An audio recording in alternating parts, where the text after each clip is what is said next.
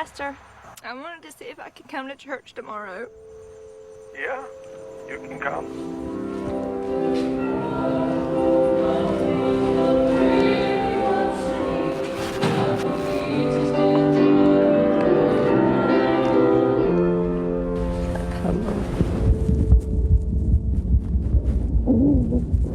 Praise the Lord.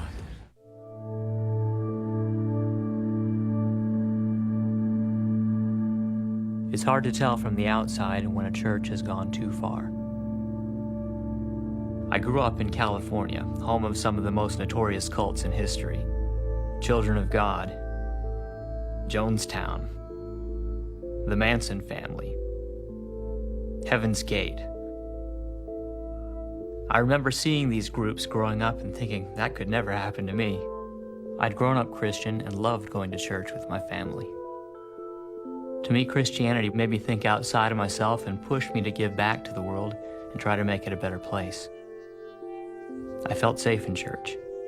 In every church I attended, we followed the Bible and the rules it set out to live by as they were interpreted by the pastor. I didn't realize what that could mean until it was too late. It's funny, now I drive by any sweet, nice-looking church and think, what's going on in there? What is the pastor telling his flock to do to make heaven? Is he telling them who to marry, or to leave their husbands and wives? Is the pastor telling them to fear and shun outsiders, even their own family? To come to church more? To give over more and more money? To give over more and more of themselves till there's nothing left to give? My name is Joaquin Sullivan. I'm 36 years old, and I was in a cult. Most of us have gotten out now, and we need help. Tanya, can you hear me?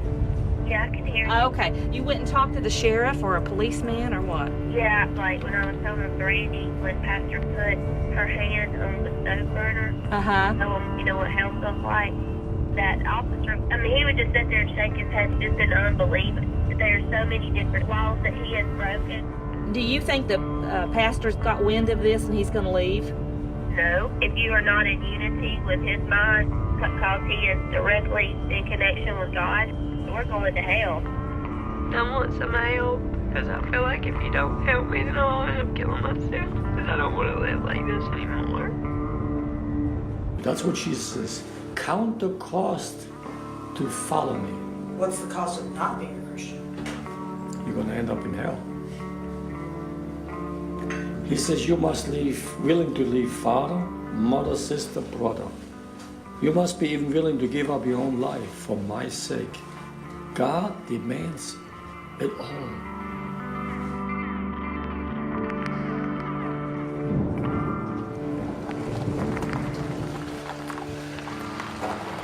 Who's this? This is Travis in this car. This is Travis and Tanya. Are you okay? Hi. Are you okay? I don't know. Are you okay? I think so. Who are you? I'm Liz. Okay. It's good to finally see your face. It's good to see you too. Come in, come in. This is your house for a while. This is my favorite color. Your favorite color is pink? This is my favorite. Tanya, let's go down in the staff room for a minute, okay? Come on down. What does being here mean to you? I can't get my head right. I read scripture again today. And if we tell you And something... if you tell me something that's the Bible's supposed to mean, and it really doesn't mean it, I'm going to end up in hell. How do I know that y'all are not? that we're not bad guys? What would you use to judge something that's good or bad? I don't know. You don't know. Okay. I don't have a clue. You have to have him to point up the sin because you're a dumb baby or dumb sheep, and you can't see him. So he has to be the one because he hears from God. You're immature. He has to point him out. You act like you've seen this before. Oh, honey, yes. This is what we hear all the time. All my children were very much beat, bloody and bruised all over.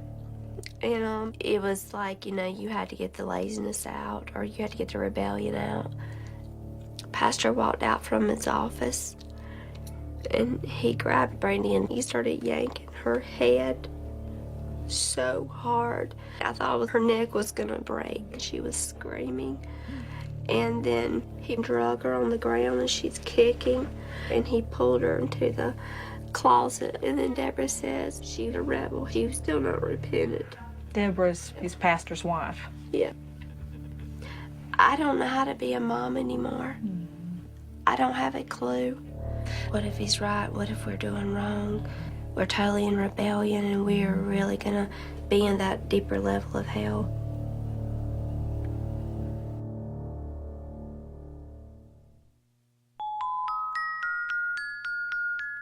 I'm about ready to start getting them round up. Well, when you have them dressed and have had something to eat, call me down at the lodge. All right. Hey, Martin. Good morning. How you doing today?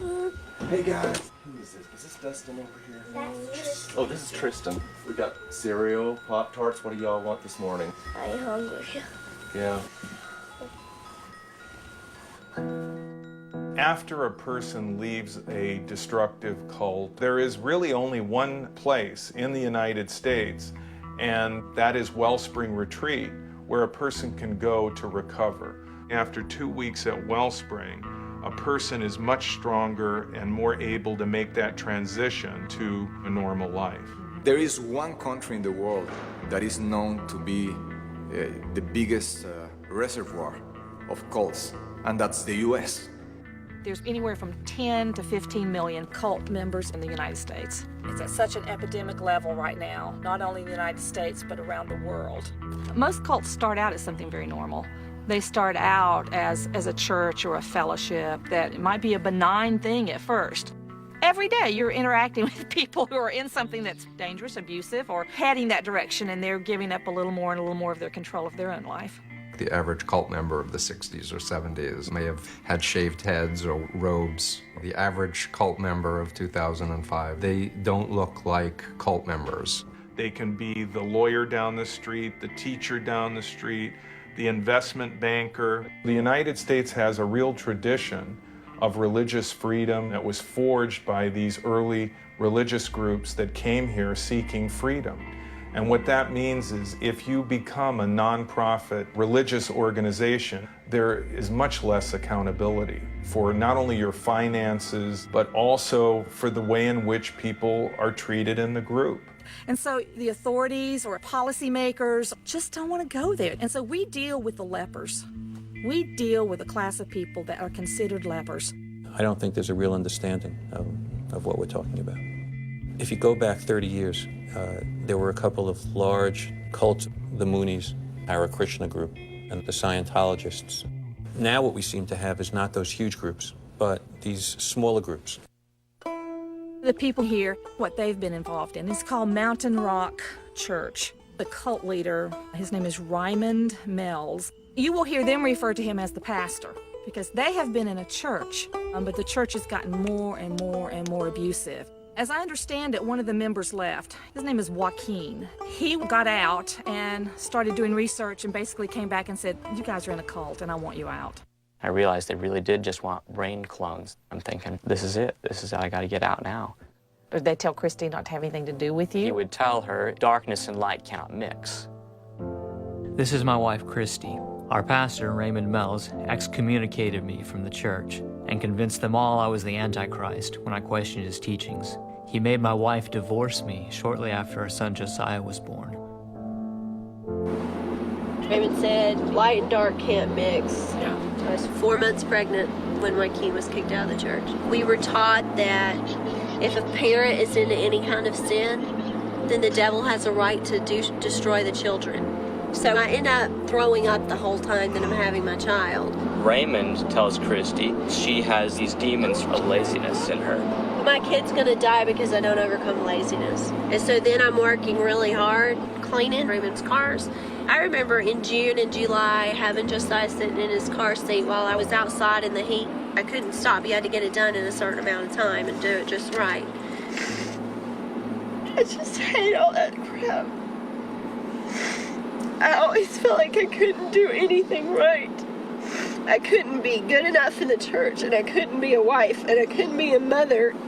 And that Raymond tells me that this 6-month-old is full of demons and unlovable. The one thing I needed was to know that he would love Josiah. because he represents God in my life. Acceptance from him is the total goal. And he did prove what happens if you don't do what I say. Well, you lose your wife, lose all your friends, your family, your job, your place to live. Everybody lived in homes rented by Raymond. Everybody's entire culture and family was there. I was prepared for a big battle. I had begun to dig up some stuff on cults.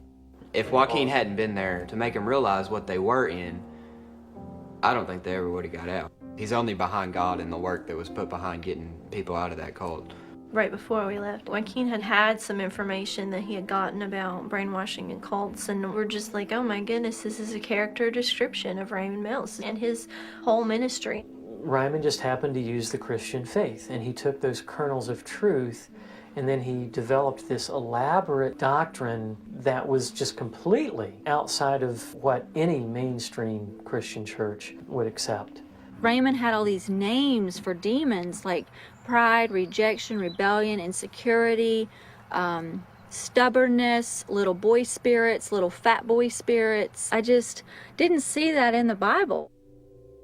This is Deidre Lee, my wife Christy's sister. She was just your average American girl before marrying John and getting sucked into Mountain Rock Church. You know, I was getting to where I liked myself when I was 21, 22, and I felt good about life. I liked going to school, and I had friends, and everything was good, you know. I didn't have any problems, really. John's marriage to me is what started off the whole hellhole.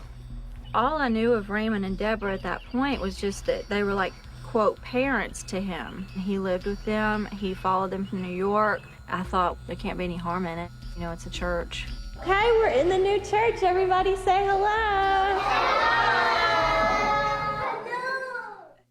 Do you have any specific questions you would like to ask? What you'd like to see happen with the program while you're here? I want to get rid of my guilt. We were his henchmen. We did his dirty work for him. We finally said, okay, we're going to have to face this. Every single day, our eyes would be open to more. And then the next day would be something else. And after a few days, we realized we've been in a cult. And it just totally floored us. Think of your life as a big piece of pie. Was there a slice of pie that's all yours? And Raymond can't touch it. Absolutely everything that I was as Christy has got to die. That is the definition of totalism. He takes ownership of all of you. Oh, yeah.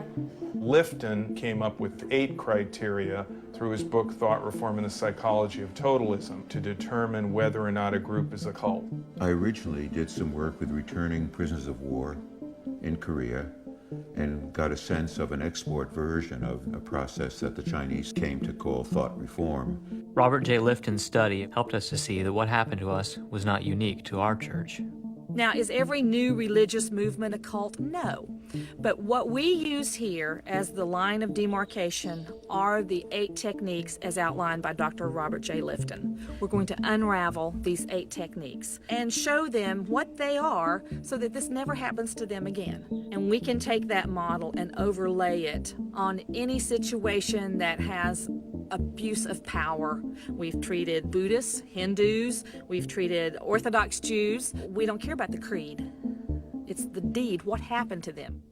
Raymond used to even say God is going to do everything short of killing you. The day I had a 30-hour child labor, he and Deborah come over and start speaking in tongues and praying over me and brought chaos into the house. He came in and I watched him speaking with Deidre's husband about how she was a sinner and it was her sin that was holding this baby back. And to watch Deidre suffer, thinking that she was going to be sinning if she would eat, I was on my knees on the floor praying. I'm a Christian as well. This was not Christ-like. Yes, here he is.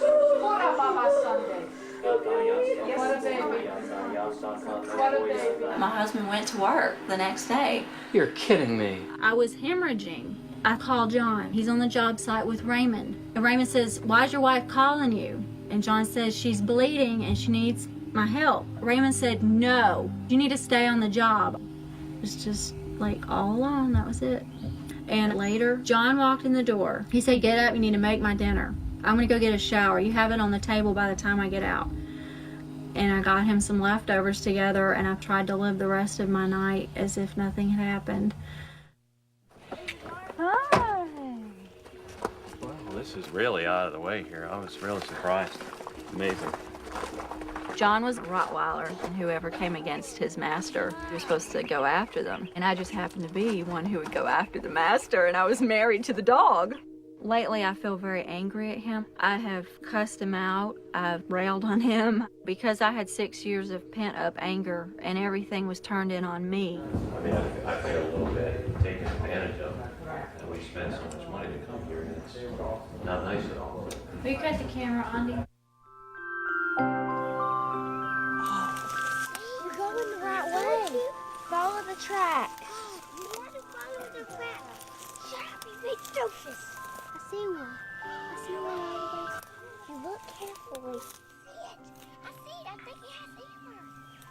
Yeah, I see it laying over in the woods. Don't scare it off, doofus.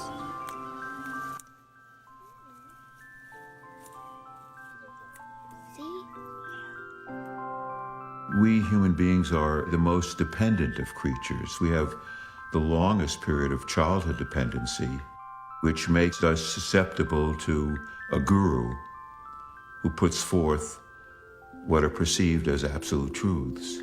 One of the first things he taught us was that none of us were loved by our parents. Then he says, well, that's why God has the man of God, to make up for what your parents didn't do. They didn't have any contact to us because we were the old family, and they couldn't have any worldly or bad influence because Raymond had the best influence. And that hurt. You didn't have your daughters for 6 years.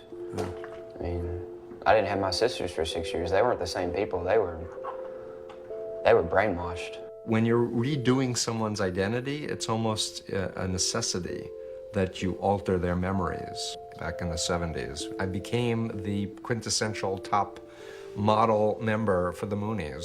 For example, in my cult, I believed that my childhood was really miserable and terrible, and all the good things were wiped out and all the bad things were exacerbated. Milton and Estelle Hassan became my physical parents, and Sun Myung Moon and Hak Jahan became my true parents. Moon taught that the Holocaust needed to happen because the Jews didn't accept Jesus. And being raised a conservative Jew, one would say, Steve, how could you ever believe that?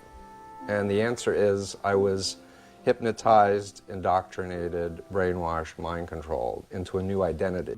Everything that made you who you were before you came to this church has to be completely obliterated. He used scripture to say everything in us was evil.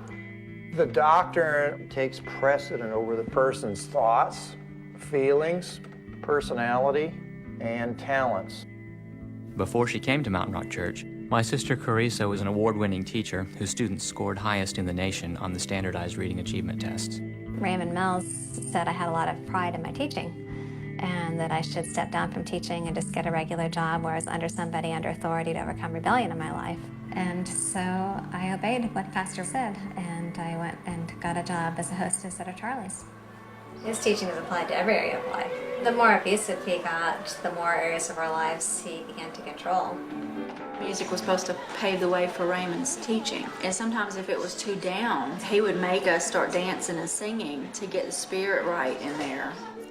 The mystical experience or high states were systematically cultivated by a kind of deoxygenation, by breathing exercises. Of course, mystics have always known this. Lifton calls this mystical manipulation.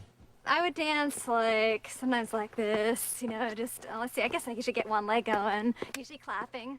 Like sometimes I just get twirling in a real worship song. I mean, it was really tremendous. I could barely breathe and sing on the next verse. You'd have to stop and just be clapping and then get going again. It was some awesome times.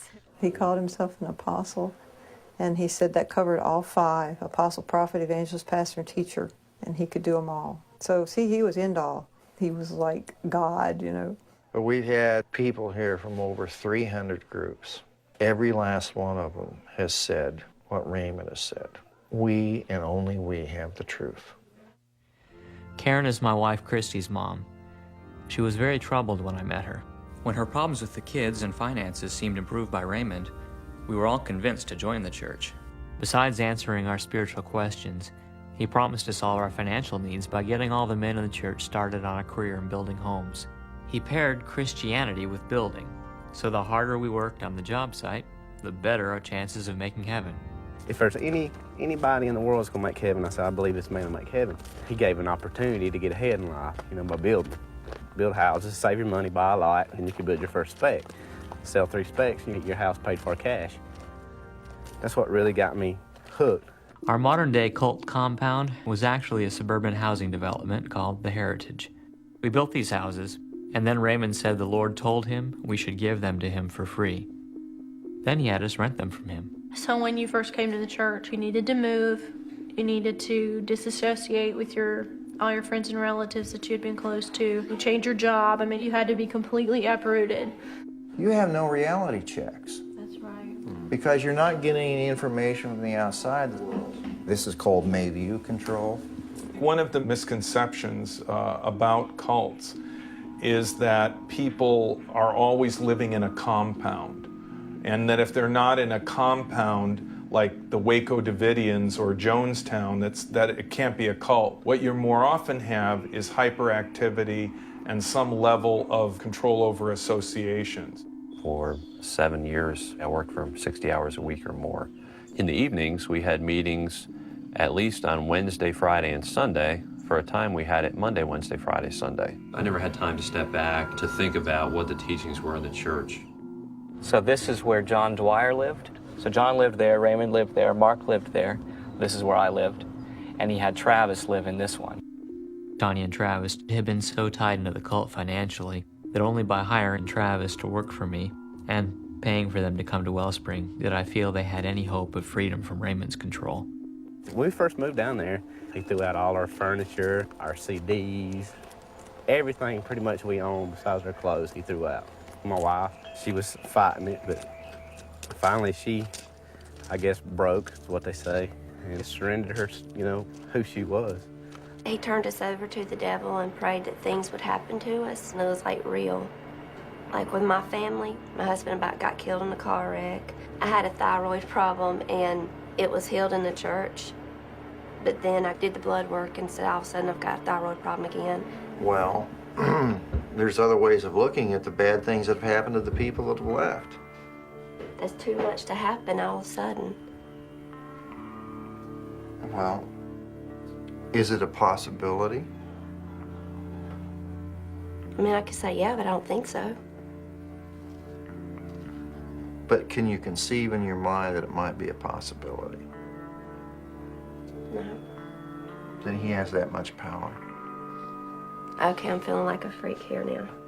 I'm just trying to get you to think maybe he doesn't have all the power that you think he does. And you say, well, you're pretty good. Well, if he didn't, then I feel kind of pissed off toward God for letting all these things happen then. I don't like that. Well, that's a possibility. All I'm trying to get you to do is for you to think for yourself.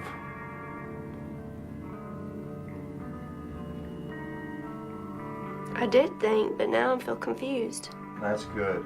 That means you're thinking. Let me go on to the next one. You ready for the next one? The world is viewed as black and white, and group members are constantly exhorted to strive for perfection. What practice teaches you to be perfect? He was perfect, and he never sinned anymore. Did you ever see him sin? I'm not sure. Well, yeah, I am sure.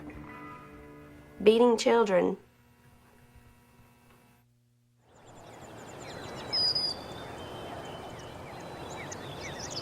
Part of what endeared us to Raymond was how well our children behaved in the church. Their behavior sense is a constant reminder of the damage we brought upon them by participating in his program of discipline. Want to see the baby birds? They're right over there. No, Tristan, please don't. No. Put them in my hand. Oh, Tristan, I'm going to beat you for this. Let that fucking worm go. I will see a bird. Brandy, I'm about to go tell on you. What am I doing? Tristan, no. You're being a lazy, stupid head, not helping. I'm trying. Tristan, I'm going to smack the piss out of you. They're not even eating the worm. Can you hold one of these and gently take it out of the woods? Yeah. I can. Where was I put them? Brandy, you need to stop being so darn stupid. Fix gonna beat you. I remember the time when John was sitting there and beating Tristan, beating him. And then he looks at Pastor and he's like, in other words, is that enough? It was over saying, yes, Mr. Dwyer. He was 2. He couldn't hardly talk. Hey, Tristan. I was telling them they are my pants. Okay, so you guys had a disagreement over some pants. You've been saying I'm a big fat bitch. Well, that's not a nice thing. I don't say bitch. Hey, guys. That's a cuss word. He was choking me on my neck hard as he possibly can. Because you raised up your tongue. He raised up his tongue, and I always had to choke. Sometimes he likes it when I choke him. No. I don't. Let's go play. Hey, let's go play. The Davis children, when they were here, they were in bad shape. They weren't in this bad a shape. The whip is gone, Yeah. and they don't have anything to go by. I mean, I get whipped every day for a while, just for doing one single mistake. It didn't matter what it was. If they even responded wrong, I'd get whipped. I mean, I'm bleeding sometimes. I spanked Sean severely a couple times under Mark and Karen's direction, to be honest with you. He was 11 when he started working with us, and I just went off on him. After some of these beatings, he bled so much, and then the blood dried, and they had to pull those clothes off of this little boy. I was taken when I was 10. I mean, I was wimpy, but that's being a kid. So, I mean, being a kid is totally stripped from me. I feel like a mother who has allowed her children to be raped by their father. I hate myself. No. But I didn't do that. You didn't know it was that bad. But I still knew to get spanked, and I remembered that blood. Why didn't I do something? His dad's standing right next to me. I'm doing this. He's supporting me. And this is part of the program. I felt like I was doing the right thing. Dad is like a servant. He just obeys pastor. He listens to the devil when he ties God, and that's what happened. For 10 or 12 years of my life, I've been shaped by Raymond Meltz. I'm going to be very much like him. Maybe I'm not the guy for her, because I can't become a totally different person. One thing that cult leaders do is they rip away from you the apple to where there's nothing but the core. But the apple can be regenerated. But if I look back on myself and I would say, you know, this is who I was when I was 24, I hate it. I was a mess. I just felt like I looked almost monstrous. And I called my brother up, and he told me I should come to church with him. I walked in there, and I saw Raymond Meltz, and he had on this beautiful green suit and a beautiful silk tie. He opened his arms to hug me and greet me, and he gave me a nice hug. And I said, man, this is like a new world to me. John followed Raymond to Anderson, South Carolina, because Raymond offered John the first love he'd ever received and a new career in building. He devoted his life to being Raymond's associate pastor, the dedicated henchman who would keep us all in line. My life became his. I was his, bought with the price of his blood. Whatever God required of me, that was the price to be paid. In Raymond's group, beating these kids, in his mind, that was helping them. Purifying them. So they didn't grow up to be rebels. Lifton calls this the demand for purity. It's all what is in the cult leader's head about what is purity. Discipline your son before his habits are formed and sealed for life. You want to suffer now the beatings you give your children versus them in hell, and you get to see them in hell burning, and it's your fault. Thou shalt beat him with a rod and shalt deliver his soul from hell. There was one on the fire extinguisher, one in the office, one in the schoolroom, one in the kitchen. You need to know where your stick is. It's this long, and it has like this ball at the end almost, and it's made out of, I think, rubber. Our modern-day rod was a thin PVC pipe you can get at Home Depot, which, if you're in construction, as we all were, are everywhere. That's what it looks like. That's what keeps your hand from slipping around. Raymond's wife, Deborah, she spanked me every day if I did not get my reading lessons right. How do you discipline your child? Through a variety of ways. You beat them. If this was bruised up, go to this side. That's what I was told. You give them with a rod, you give them a few whacks on that nice fat area of their butt. You point out sin in the children, and in the school you point out sin, and you point out sin, you point out fucking sin. Your mother beat you? Yeah, with the rod. Skylar would have to run around the church, and she started throwing up, and then I kept having to beat her to make her keep getting up and running. And then she's crawling on the ground, and then I've got the stick, and I keep beating her. You know how they say they beat children and stuff? That's what they call love.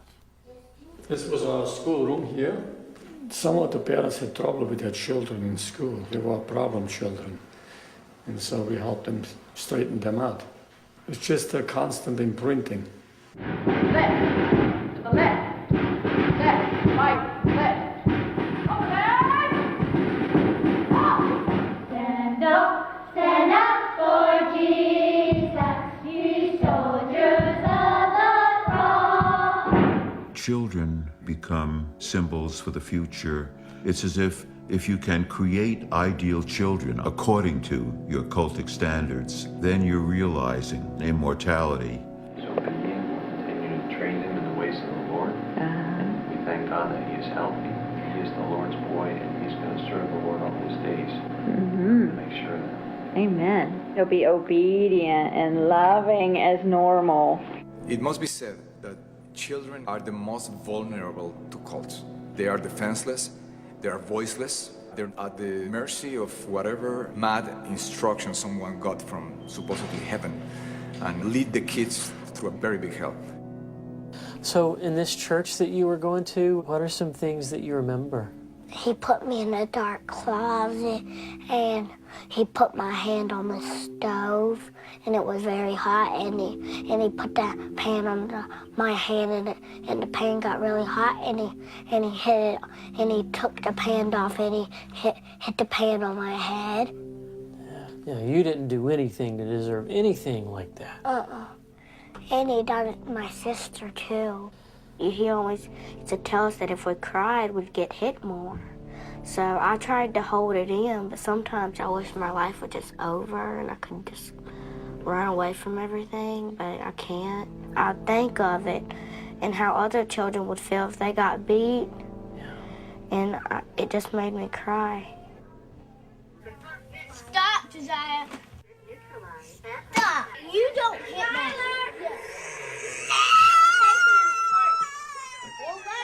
No, I'm not going to! Yell at me again, I'll smack you in the face. No, we don't. I know that he went through a lot. Yeah, as well, he went through not only the cult, but also through our divorce and everything else. But he seems to be okay. I think he's so young that it'll probably won't mess him up. No. You can't go to the lake with me. No! How many times do you think he's been beaten? A lot. Shut up, stupid baby. You gotta go. No! No!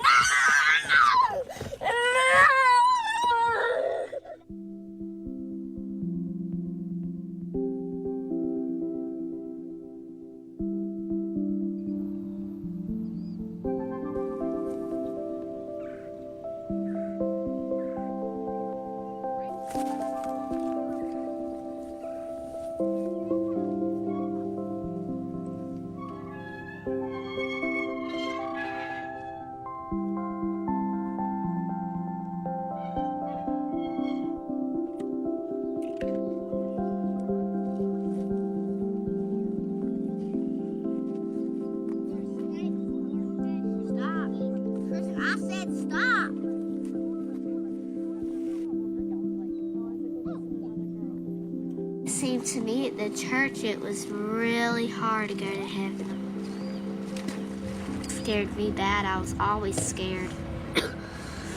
But it seems to me as it's pretty easy. All God wants you to do is love Him and try to serve Him. He'll be your shepherd. Okay, let's go catch up to the rest of them. I didn't get no flowers. What's that in your hand? Flowers. Go ahead. Yes, we do it.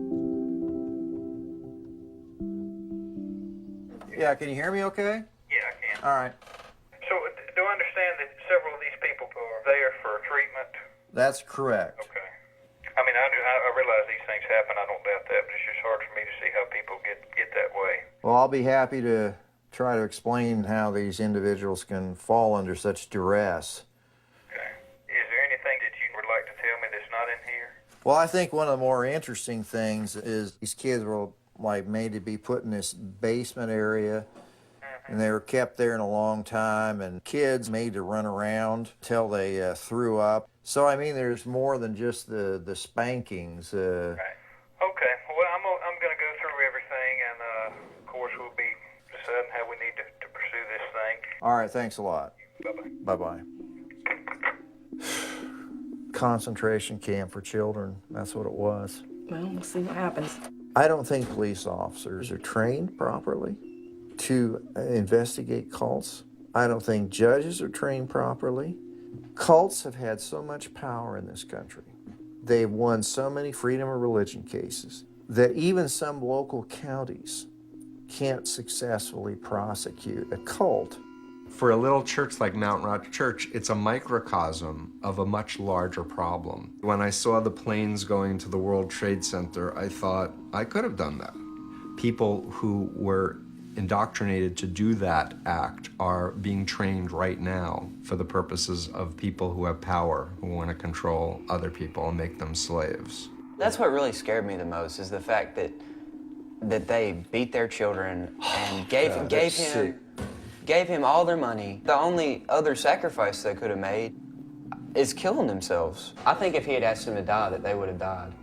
The United States really is extremely sensitive to the issue of separation of church and state. So what you have is this burgeoning growth industry where if you become a nonprofit religious organization and you achieve tax-exempt status, you can take in whatever money you can from your followers unimpeded by any federal regulating or state regulating agency. While I'm waiting for an emergency custody hearing to be able to get Josiah, I talked with somebody at DSS. They went by with a social worker and a sheriff's officer and questioned Raymond. And he said, well, I sense that they're covering something up, but I sense it's a very tight-knit group. Christy was telling me today, after DSS was involved, the parents said, our kids are covered from head to toe with bruises. What are we going to do if they come investigate? On top of the head? Yeah. Can't see bruises there. They just hurt to touch. On the bottom of the feet, Pastor said he got beat on the bottom of the feet. Bruises won't show up there. In between your kneecap, we had to have the stick, and they had to kneel for hours. And they would just, you know, I mean, it hurt. I can't make it up to them. Hey! Hey! Messed up is normalcy. Why is it? Why is that normal? Why does God allow people to be all so screwed up? Because you don't have a button in your head that he can push and say, do exactly everything that is perfect and wonderful. There's no button that If you love him, he should be able to, you know, give you a good life or something. No, I think it takes time. I think it's a working out. A working out. You Yeah. sound like Pastor. His name's Raymond.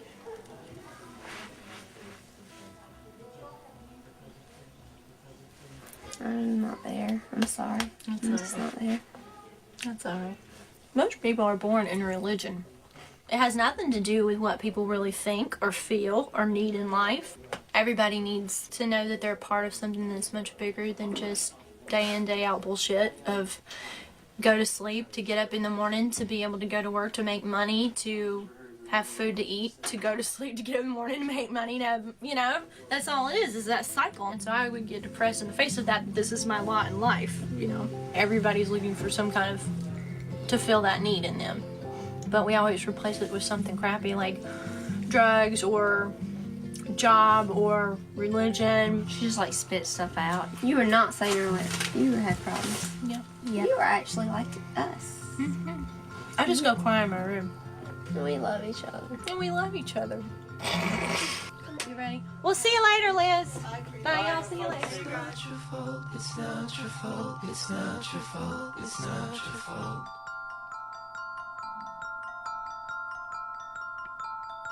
It's not your fault. It's not your fault. It's not your fault. It's not your fault. What seemed insurmountable was fixing the damage done to the mothers in the group. How could they ever trust their own maternal instincts again, once they'd been convinced to beat their own children? It's Mother's Day. I don't know how these kids are going to handle this. They may just be crazy. Good morning. Why are we doing this? It's Mother's Day. Mother's Day. That's right. What do you do on Mother's Day? Make pancakes. You make pancakes.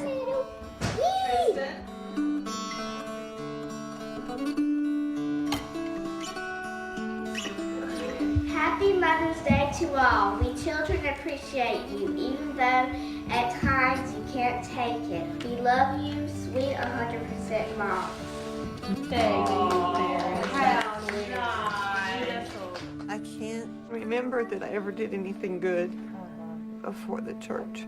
Paris, do you forgive your mom? Of course I do. I just want my mom to feel better. That pisses me off because I know that they need me sometime. And if I can't take care of them. She's taking care of us just fine. We just want them to feel better. She has a flu in the spiritual, I guess you could say. It's kind of like she has the flu in her spirit right now, doesn't she? Yeah. I have had trouble coming out of it. I have had trouble thinking it's okay to live life. If I do that, I'm on my way to hell. According to your Christian viewpoint, what is a Christian system supposed to produce? Love, joy, peace, long-suffering, patience, kindness, Does goodness. this produce that? No. And faith, I became faithless. So it kills, it destroys, it doesn't give life, it doesn't produce fruit.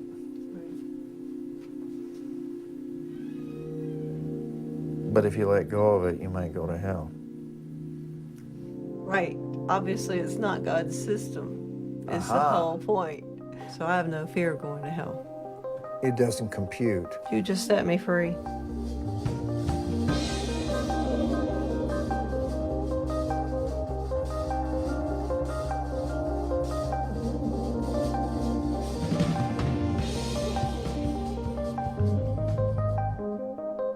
This was not God.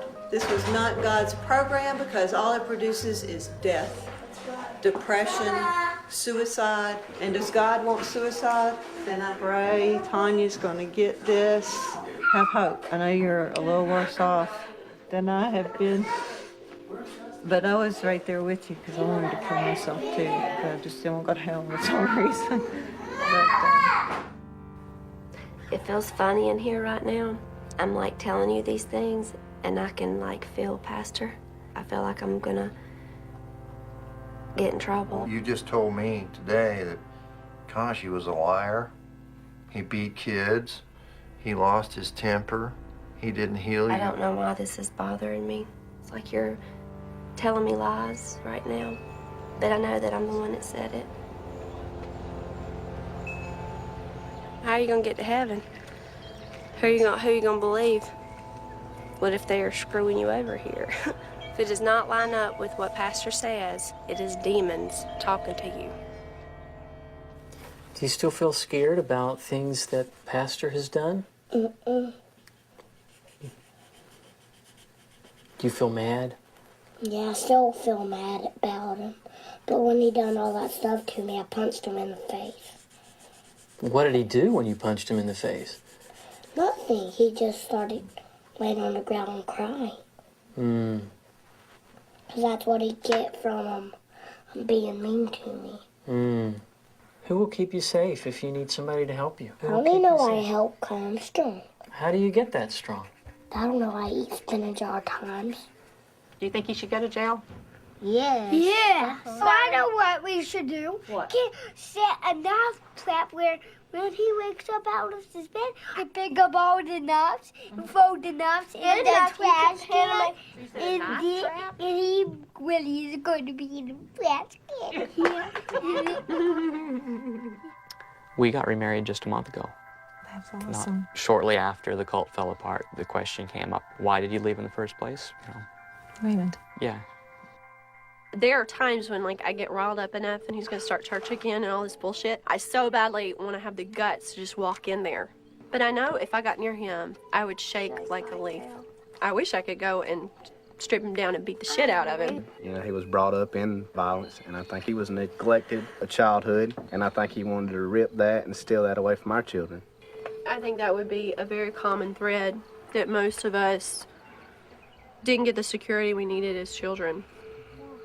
A lot of us were abused or beaten in some way. My stepfather, you know, abused me as a child sexually, and I wanted to kill him. I tried to kill him, and I'm scared. I still feel that inside of me. If Raymond doesn't get convicted of this stuff, I want to see him dead. And I'm scared I could do something like that, and it bothers me. I want to see him pay and suffer for what he did. Desperately.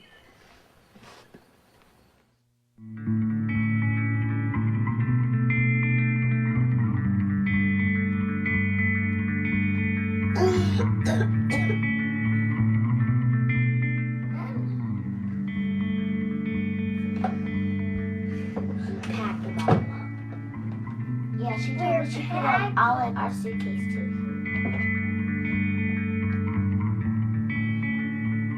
He doesn't want to go. He wants to stay. I definitely look forward to getting more help.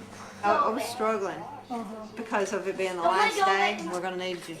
We don't want you to get so dependent on us that we become just like another Raymond. We want you to think independently and do what you need to do, but we're here. You don't have to have function up here. And now it's time to go be a human again. I thought I was going to have the quick fix, and it didn't happen. Hey, Zachariah, let's go to the car. You want a piece of me? Huh? Yeah, I want a piece of you. Oh!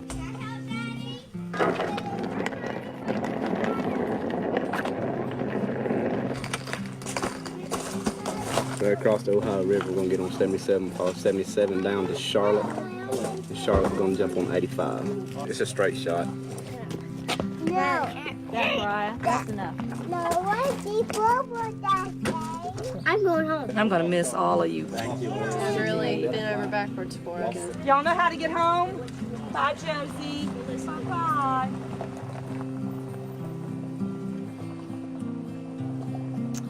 Well, the hard part's just starting for them. I'm so sorry for them. It's not going to be easy for these little youngins to talk to the sheriff and tell all this awful, awful, awful stuff, but they're going to have to.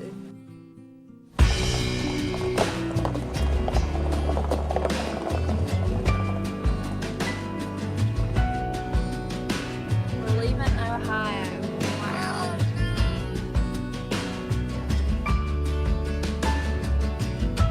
As far as his abuse of the kids, we got to file a civil lawsuit. Ready to do whatever it takes, especially the children. Right, Martin? Tell the truth, I really want him to die. We all ask ourselves, why me? Why was I put in this situation? Could be that our one purpose is just to put a stop to one evil man. He did this in New York, and he did it down here, and he has destroyed people's lives. And we can't let him do it anymore.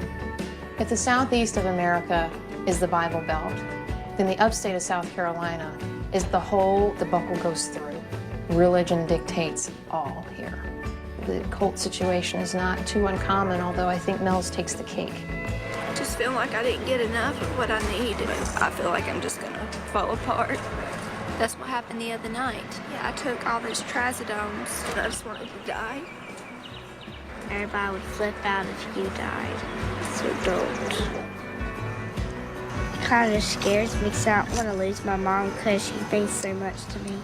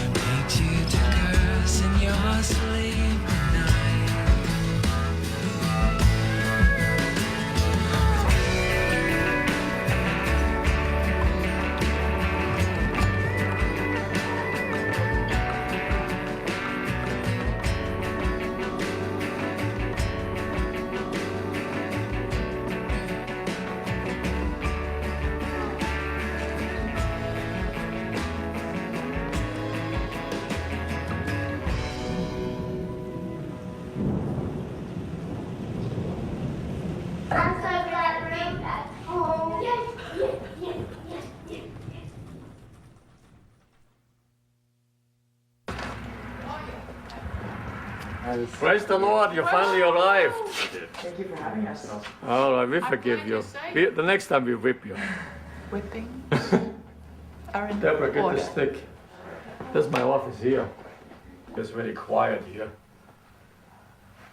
There's a little roof so I can sit out there and study and pray at times. Come, I'll show you my cars. That's the only hobby I have. Building is a little bit of a hobby too. This car over there, I'm sitting on it. That was the first one I bought. Sometimes I feel a little guilty, you know, to have a little luxury, you know. As a pastor, you shouldn't have luxuries. My first wife was German. I was married to her almost 20 years.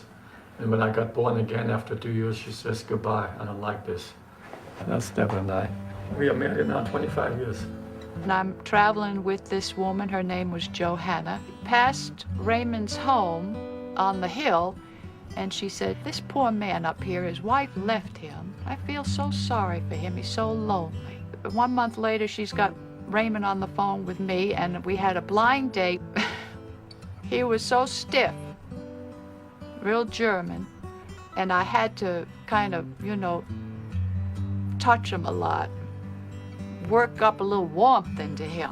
So I said, well, let's go for a walk after we have finished eating. I had planned just to make my adios. And with that, Raymond, this cold German fish, he turns to me and says, won't you come back in and have coffee with me? Well, that was the end of that. I fell madly in love right away. I was born in 1939. So when the war was over, I was 6 years old. And they put us in a former concentration camp that they had in Austria. And my mother had a small baby, and there was nothing to eat, so the baby died. Of course, when I was 14, I finished with school. So your apprenticeship starts for 3 years. That's why I learned to build. But of course, they were a little bit rough on me sometimes, and they beat me at times. But you're just a nobody. They don't even call you by your name. And you work for $1 a week. At 18 and a half years old, I came to this country. I was a sinner. I didn't know anything. And I had to learn the Word of God, so I know how to obey. Are you ready to eat, folks? I hope I'm so. sure they are These people hungry. must Come be sit starving. down. If you be reproached for the name of Christ, happy are you, for the Spirit of glory and of God rests upon you. Peter talks a lot about suffering. That's the only way we can be shaped, when we have tribulation and suffering. Either we become bitter or we become better. Most Christians are so-called Christians. All they do is play church, live like everybody else during the week. My whole church was full of it. What got them so angry too partly is that I kept talking to them that they weren't saved. That got them so angry, including him, including her. My own wife wanted to kill me. I says, you got saved 30 years ago, but you backslid, you're back in sin. You can call us fanatics, you can call us sick. What we want is to become like the Master. So they're going to have to deal with this themselves and God. Maybe there's some suffering now. Maybe they need to say that Pastor Meltz was pretty good to me. I'm a complete basket case for the past 3 weeks, dealing with a crazy man, trying to get him off the streets, and friends who are suffering and trying to start over and everything else. I still have nightmares about Raymond, and Deidre said Zachariah, her 5-year-old, will wake up in the middle of the night screaming, I'm sorry, I'm sorry, I'm sorry, no, no, no. With children, how so much of the development of how they react to life is developed in the first year. Raymond spanked him when he was less than 3 months old. So I sit down and tell him what's going on with Raymond and what he did and how we're trying to get him in jail now. Who's Raymond? I don't want to talk about it. I want to wake up like some people I see, and I want to wake up happy and have hope. The last couple of weeks has been total hell. That's my Uncle Clyde and Ann. They live in Charleston right now. I want to go see them. That's somebody that's still alive that you had when you were little. I really wish I have no interest in family anymore. I think the church killed it, actually. I hate that my mom feels like that. I've never ever seen Grandma Davis. I have not seen even pictures of her, and I don't even know anything about her. We could have met and be really attached too. But we didn't even see them, so we don't even know who the heck they are, really. Having a very hard time with all those thoughts of, was it really a cult? Was all the beatings really correct? I'm not seeing him wrong right now. I'm seeing me wrong, and I'm being a rebel and Jezebel. Maybe it really wasn't a cult.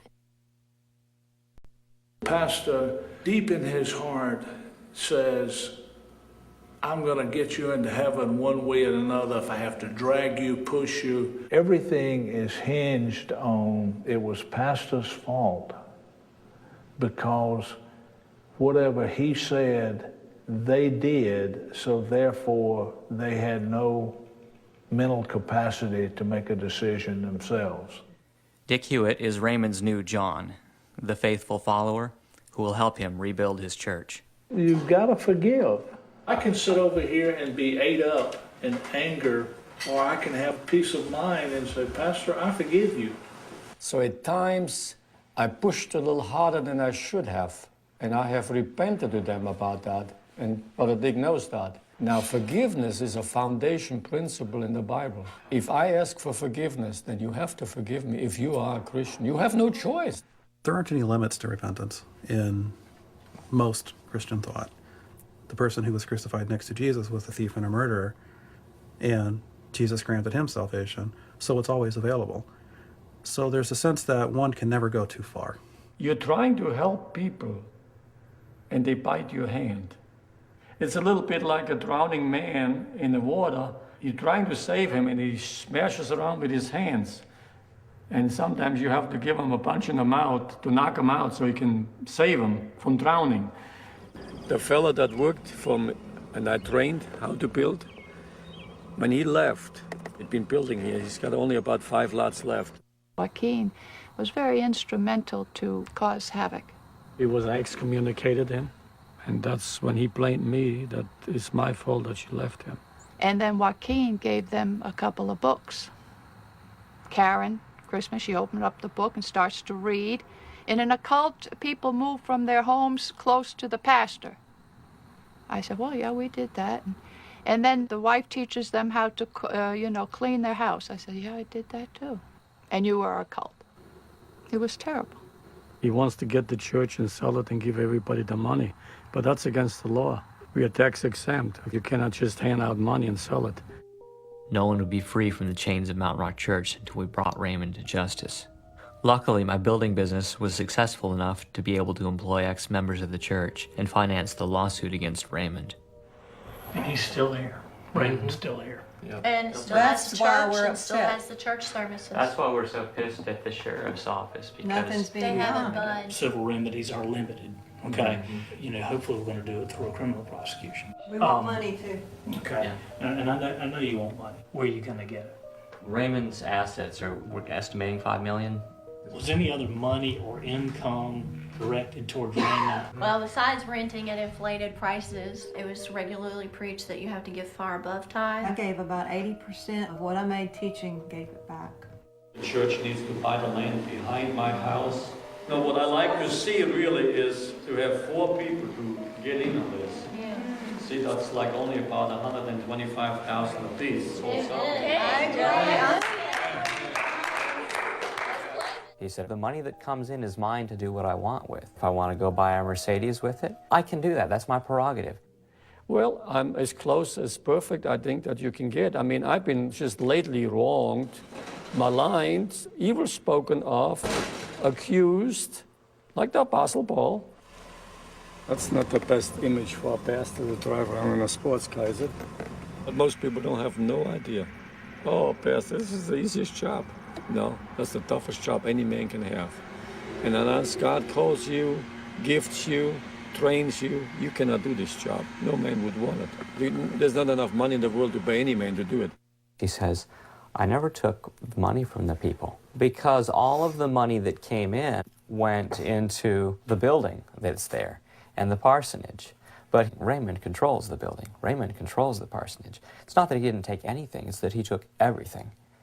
Sean worked for $1 an hour on the houses for Raymond for years. He took Martin one time in the front of the whole church and put him down on the floor, put his foot on his neck, because he wiggled in his chair. I'm getting sensory overload. Let me sort of digest this. It's unlike anything I've ever dealt with before. It would have to be a very cold-hearted jury to be presented with everything that was just presented in there plus more. And to sit down and say, you know what, I don't think he owes you anything.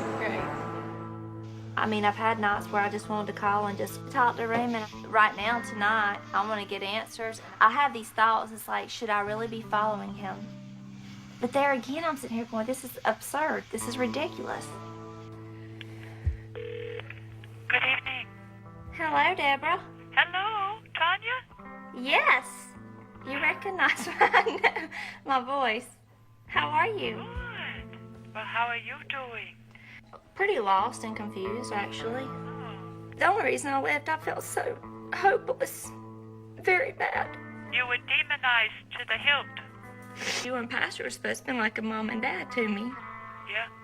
Well, you know, we had a small family group, didn't we, here? Yeah. My husband always lifted you up. You forgot all that went out the window. The devil has made havoc of this church work royally.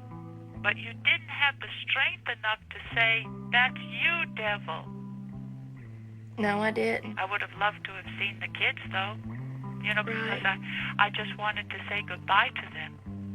When you remember what happened with Brandy, with Pastor when and he hit her. hitting, Yeah.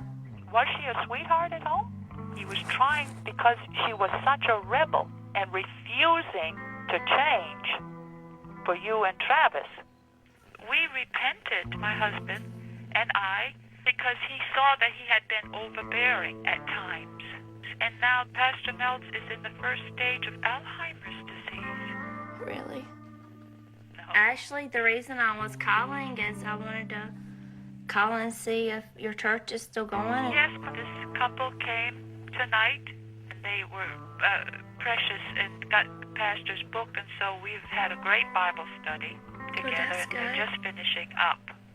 I would like to come and, you know, visit with y'all and talk to him. All right, then. All right. Good night. Bye-bye. I feel like I was right back there. It's twisted to where you're going, oh yeah, that is true. I did have self-condemnation. Yeah, I was demonized that day. You're on edge. You're on edge. Yes, I'm on edge because all evening it's been like... But Karen, it hasn't been. That's been your perception. Hey, let me get you on speaker, okay? All right, one sec. Let's see. Raymond could not come to the telephone because he got a new couple that's in the church right now. Oh, she did say that Raymond was in his very first stages of Alzheimer's disease. So that was why He can't remember certain things. It's amazing that they still think that he should lead a church again. She said that the church was still going. They're holding meetings on Sunday morning, Sunday night, and doing it Monday, Wednesday, and Friday. When Tanya called, I had put her away in my heart, and she had to call back. You know, the kids, no. If she calls again, I will be more ready for that call than I was out of the blue at 9:30 at night. Tanya? They all come messed up. That's why they get born again, because the parents are in trouble, the kids are in trouble. We don't get good people. In the church, when they misbehaved, I just went like this and gave them a look. They knew I mean business. I dealt with a girl that started to have imaginary friends, she called them.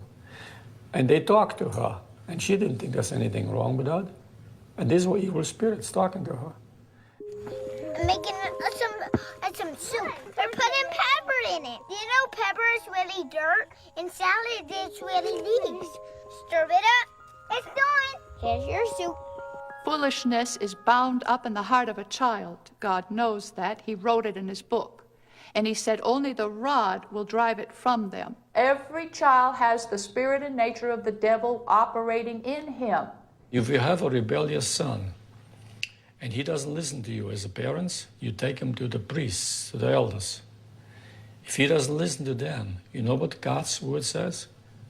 Stone him to death. Get rid of this rebel. And because y'all were involved, perhaps unwittingly, but because you were, it puts me right in a very big gray area, okay? Kirk Moorhead, the only local litigator that seemed open to taking on a cult case, didn't think we had a chance in court and turned us down. I don't think South Carolina is ready to prosecute Raymond Mills. This is the good old boy network we've got down here. He's a man of God. They stick together. I went to see John Stathakis, a local defense attorney that we heard had spoken with the prosecutor and sheriff about our case. After 4 months of having spoken with them, there are kids who had their hands put on a stove who were willing to talk, and nobody's talked to them yet, to anybody. And that kind of says right here, you want to abuse your kids? Move to Anderson, South Carolina, because you can have 20 people who saw it, and you can get away with it. And from what I've seen today, I think the Anderson Sheriff's Department and Solicitor's Office is very interested in making a case, but a good case. The investigation is ongoing. It's not dying on the vine by any means, but they're proceeding very prudently. The more they've got to work with, the easier it is for them to make that decision whether they have enough. There's no physical, there were no pictures taken, no bloody underwear saved, none of that. If by some means, you were to speak to him and have a tape rolling, and he were to confess, wonderful. After seeing Stathakis, Wellspring connected us with Phil Elberg, one of the only successful cult litigators in the country. What they said is we need something on record, audio, preferably audio and video, of Raymond saying, at least in some way, shape, or form, admitting to having done certain abuses. You believe he'll let you film that? The idea is to film it with hidden cameras and hidden microphones, which is legal in this state. There's one thing I want you to understand, it's this. The parents were knowledgeable with respect to what was being done. And that is how this case inevitably becomes what I'm going to call a brainwashing case. There are virtually no successful lawsuits brought by people alleging that they were brainwashed and damaged as a result and are entitled to money. And the possibility of suing him for his, what I'm going to call economic exploitation, is a viable claim that's clearly worth pursuing. If the money's in the church, then maybe you want to, try to recapture the church and sell the building. That's a civil action. The mistake that people have made legally in trying to pursue these groups is trying to prove that something is a cult. There's no examples of cases being won successfully along those grounds. A potential problem with respect to the criminal, more than the civil, is that his defense is going to be some kind of blaming of the parents.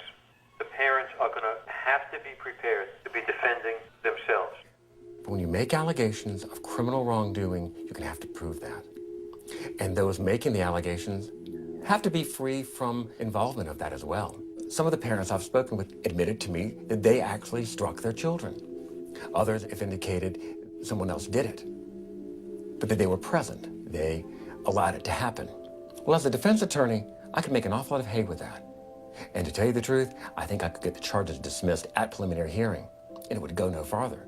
My biggest worry is going through this case, having to go through depositions, and how they're going to make me look like a terrible mother and take my kids away.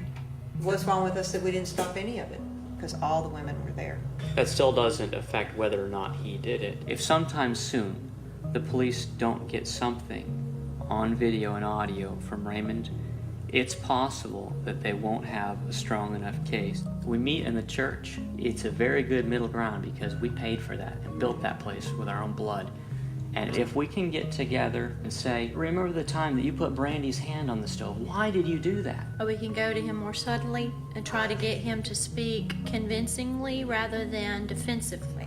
Tanya should come. Oh, Tanya. She said she was going to talk nice to him, call him pastor at first. Tell me to beat my kids, and why did you tell me to do this? Why did you tell me to do that? Ooh, she might catch some. We went to the Rogers to convince Tanya and Travis to go with us to church on Sunday. He's just going to come down on you and try to get you back in with everything he's got. That really scares me because I've been so wishy-washy. How should we have him? How about we sit down on the front pew and pull the No, chairs down from the no. top? I want to be with this man a second. I don't even mess your head up. You're there in that service for those 2 hours, 3 hours, 4.5 hours. You're there in front of that couple. He's trying to tell his whole spiel, and then your head starts going, shoo, shoo. We decided Tanya should call Pastor to see if church was meeting the next day. Hello? Hello, Pastor. Yes? This is Tanya. Hello, Tanya. How are you doing? Well, recuperating. Have you been sick? No, Oh, just a little rejected. You all told me that I was like a father to you all. you were? And, I mean, that's how I felt. And all of a sudden, all my children are leaving and saying, you know, all kinds of evil things. So that doesn't feel too good, does it? No. Okay. Well, I heard from everybody that you spoke curses on us, and we had a lot of That's a stuff. bunch of baloney. I never would do that. Well, Those are all lies. Lies that I have Alzheimer's and lose my mind and all these accusations. Lies from the devil. oh. How's it going with you? I'm confused. Well, you shouldn't be confused. When I left the church, I was just devastated. I felt like I couldn't do it anymore, and I was giving up on God and everything else. Well, you know, Tanya, that's how we all feel at different times. We all at times want to quit because the race gets to be too hard. You know, we're in a race. Yeah. If I remember right, I think I encouraged you pretty good and built you up. But see, when the devil comes in like a flood and those feelings of rejection and worthlessness manifest, it doesn't matter what somebody says. I wanted to see if I could come to church tomorrow. Yeah, you can come. It's like closer that I'm getting more sick to my stomach. I had a lot of anxiety about going back home.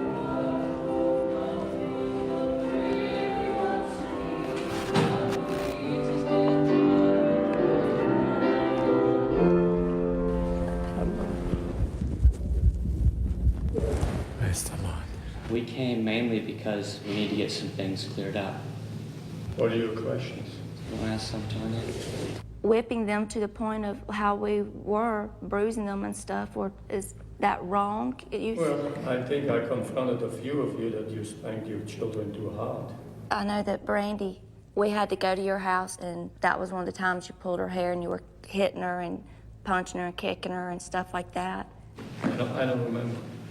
Well, I'm sorry, Brandy. Please forgive me. Do you remember putting her hand on the stove to help her remember the fire of hell? I never heard of that before. Why is it that everybody remembers these things but you? Okay. That Do you bothers have me. a problem with your memory that you can't remember these things that we all saw and remember? What about our own son? You knew full well that there was a court order that nobody spanked him besides Christy and me. You had no right. I don't think I ever spanked you, boys. I don't remember. You see, here is another Your wife thing. spanked. I have heard 20 people You who have saw you all spank these him. accusations. So 20 Bucky. people remember I'm wrong and getting you're tired right. of all these accusations. Hearsay, hearsay, hearsay. No, this is firsthand. Okay? Every single person in this room saw you walk out that door and spank Josiah in the playpen. I've heard it from so many people, and you deny it? So how do we know that you remember any of this stuff right? You don't remember the kids? You don't remember kicking the kid. You don't remember putting their hand over. I'm sorry. You are a bunch of liars, most of you. All of us. You have been lying all along. So you're the only one right. No, I have apologized for what I have done wrong. But But everything, all the problems you all have, is all my fault now. I lost my cool inside the church. We couldn't get him to admit to a single thing.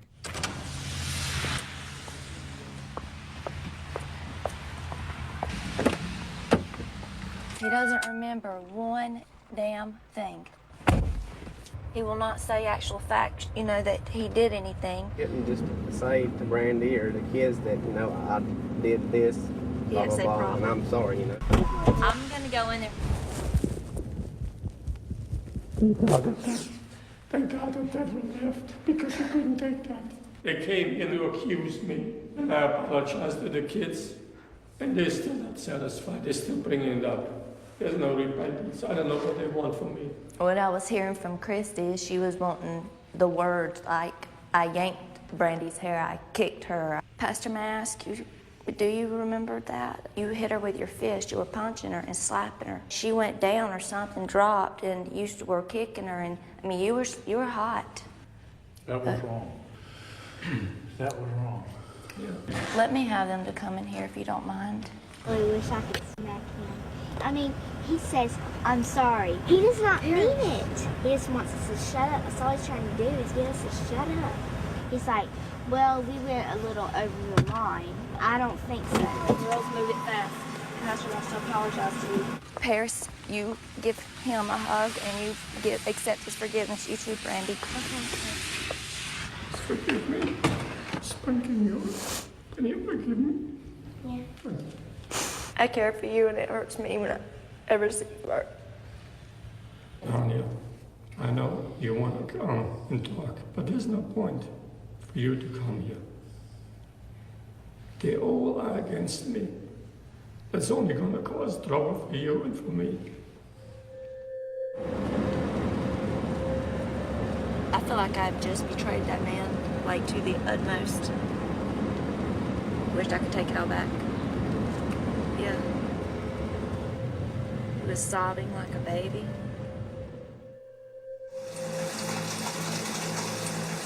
We've got a problem.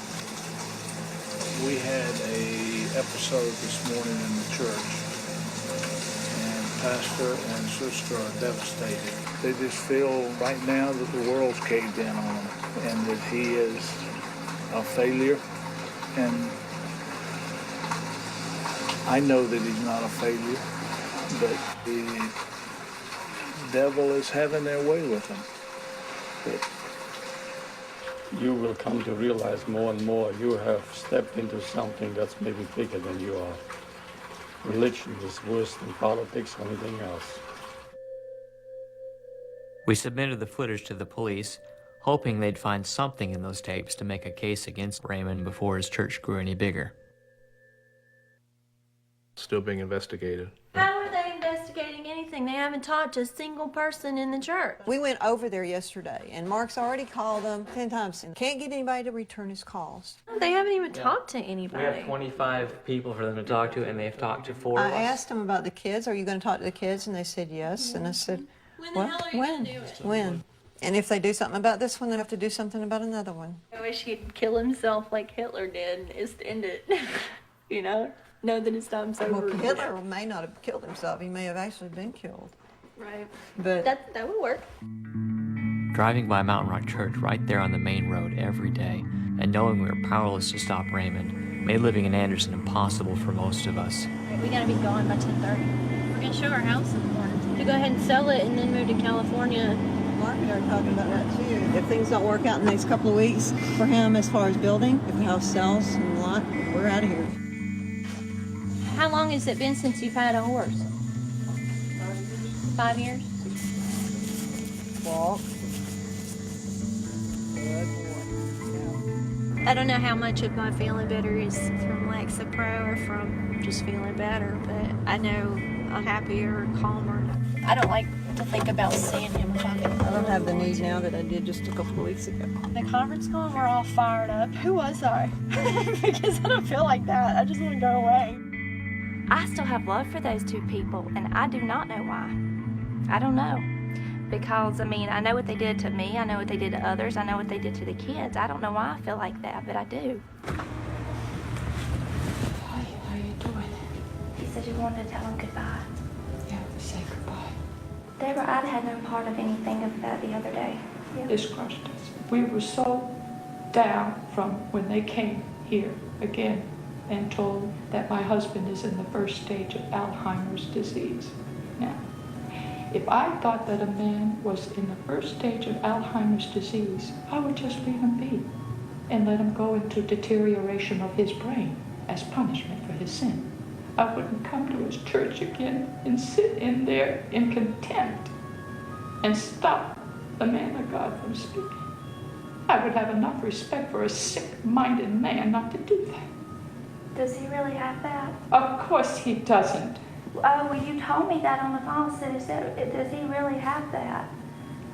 When y'all came to us, how were you? Up, Nather? No. Oh, everybody wonderful. No. If everybody was wonderful, we wouldn't have to minister the way we do. We minister, hours of ministry. No, we didn't just take your money and run. You're supposed to die for one another. Cultish. You're supposed to die for one another. You're supposed to love when it hurts. That's family, Tanya. And we loved you. And we loved that you loved us. Cult. Ah, they loved you. I hope y'all keep doing, well. And We are going to go on the mission field in 2 months. You will? Yes, we are. We're going to go to Europe. Wow. And begin mission work so that everyone we lay hands on will be healed, like the book of Acts.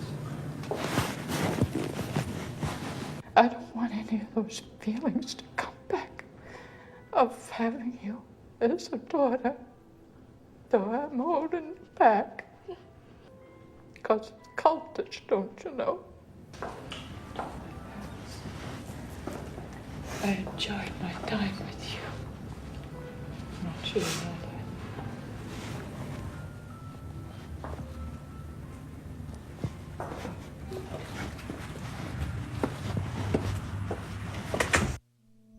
I would have never known I was in a cult.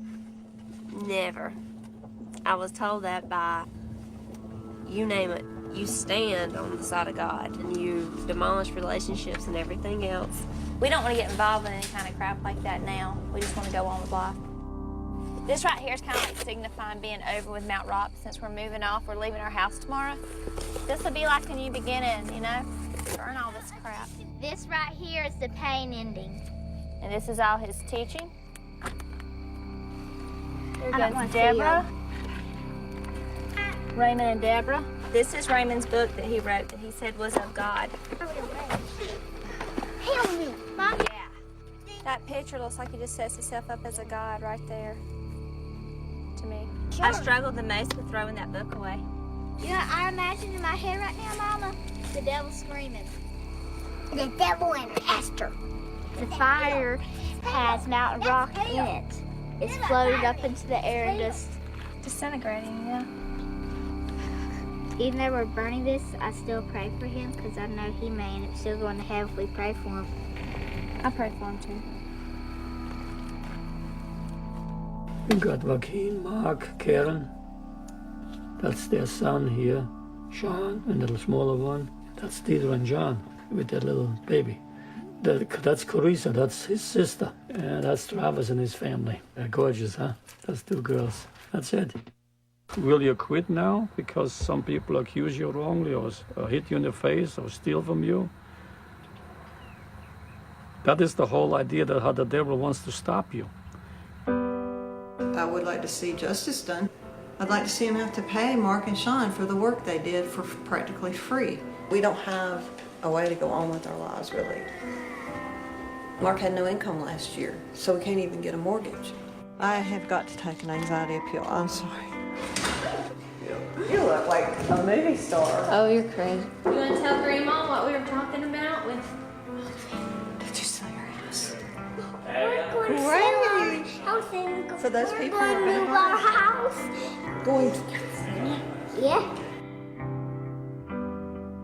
Travis worked day and night for me for months to make enough money to move Tanya and the kids to Montana, their childhood dream. Now listen, there's two hooks up there, right? It's got a hook with the 2 sides. It'll lift straight up on it. All right, now bring them forward.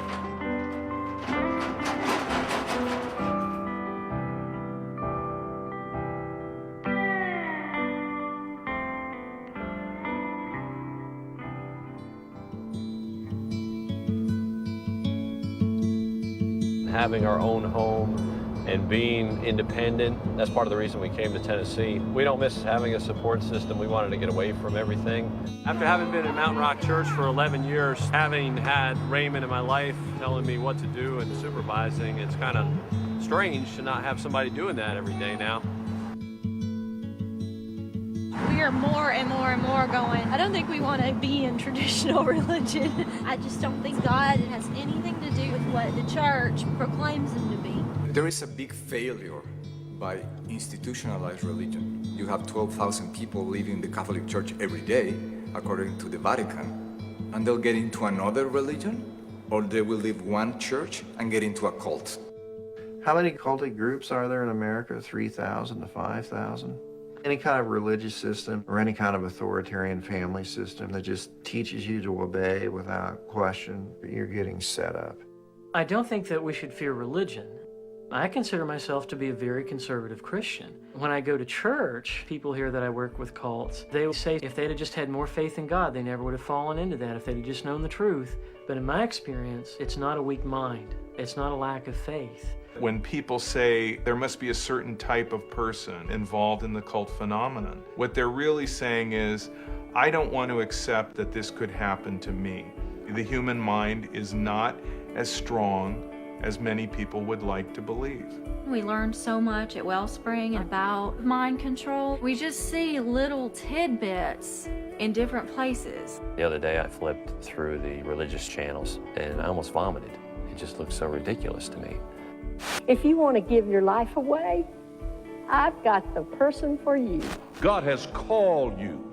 You belong to Him. You're His property. What books are on your shelf that are demonic in nature? What programs are coming through your television that are demonic in nature? How can you be free if the door is open?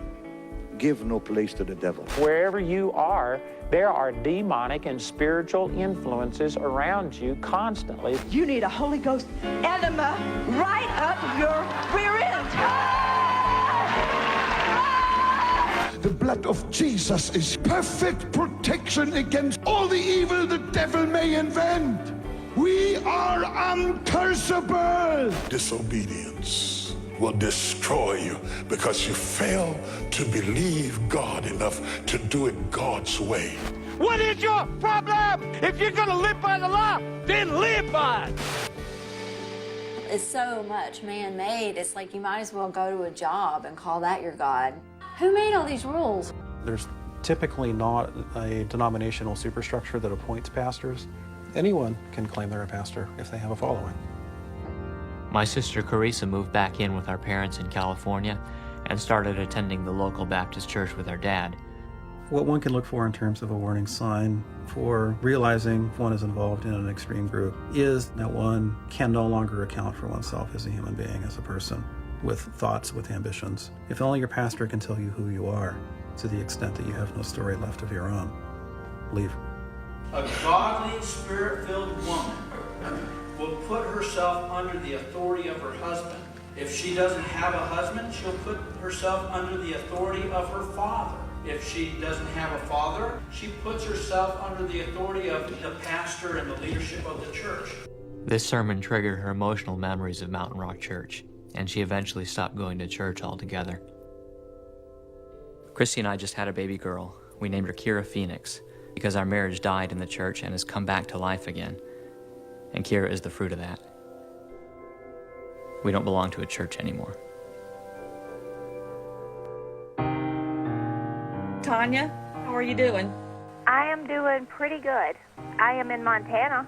I'm looking at snow-capped mountains right now. It's absolutely gorgeous. We have a bunch of chickens out here, and we're getting some cows, and we're doing our little dream life, actually. Wonderful. So you tried to down. get away, as far away from the cult as you could get. Well, you know what's so screwy? We got here and we found out there's the biggest cult. It's Elizabeth's Prophet.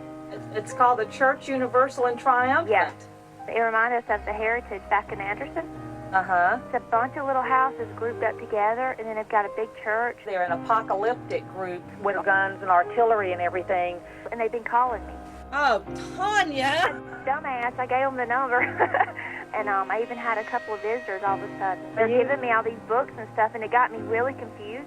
It broke my heart. I could not believe that we moved from South Carolina to get away from a cult, and we are beside one of the biggest cults ever. My kids are wanting to go to church, but everything was so similar to our church at this, place we went. The dude even danced the same as Raymond Mills. I'm scared to go to church now, but I'm scared of dying, and I'm scared of life, and I'm really tired of being scared all the time. I'm having nightmares of this man. Is there any church that's not a cult? After reviewing the information provided by the Anderson County Sheriff's Office regarding the alleged misconduct of Raymond Mills of Mountain Rock Church in Anderson, the 10th Circuit Solicitor's Office has determined that the evidence does not support a prosecution of criminal charges of unlawful conduct towards a child. After everyone doing their job, is there evidence to support criminal prosecution? No. To go to Europe is going to be very hard, but I need to obey God. You cannot break God's laws. If the laws of the land make you sin against God, that's when you need to draw the line. And you don't have a problem. You don't have to fear the policeman. The early Christians, they died for their faith. I don't know how many you're going to find these days who are willing to die for their faith. You know? Exactly. If I couldn't be in the ministry on the side of my husband, I would die. When a gifting comes on a couple to minister in the gospel, you are constrained to do it. No 10 horses can hold you back from doing it. He's still my pastor. He's still my spiritual leader. I want to continue to try to build this church to help him carry on the word. He can have all the money he wants on his own, but what he wants is followers. Even if it's not many, just a few that will sit at his feet like I did. A guru needs his or her followers as much as they need him. Do you miss him? Well, sure, I miss all of them. They were my family. We are their spiritual parents. They say things like you hit their children with a stick, with a PVC pipe. Yeah, they got a few spankings.